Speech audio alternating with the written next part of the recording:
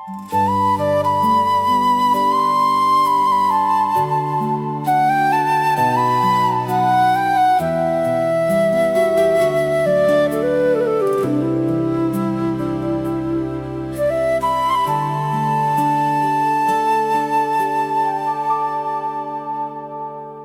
ဝရဘုရားသည်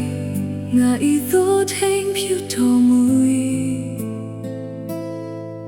ငါသည်ဆင်းရဲခံရာဆေးလန်းသောချက်စားရရဲ့ငါကိုဤစေတော်မူ၏တရားသောမျက်နှာသို့လမ်းပြတော်မူ၏နာဝိညာဉ်ကိုအားဖြင့်နာမတော်ဘုလုံငါတရားလမ်းထဲ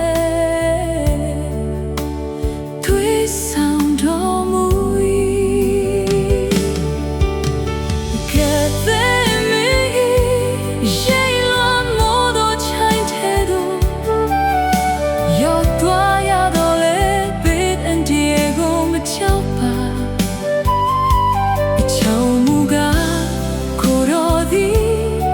ကျွန်ုပ်မြင်သူရှိတော်မူသည်ဖြစ်လန်ဒန်တော်နှင့်တောင်ဝေ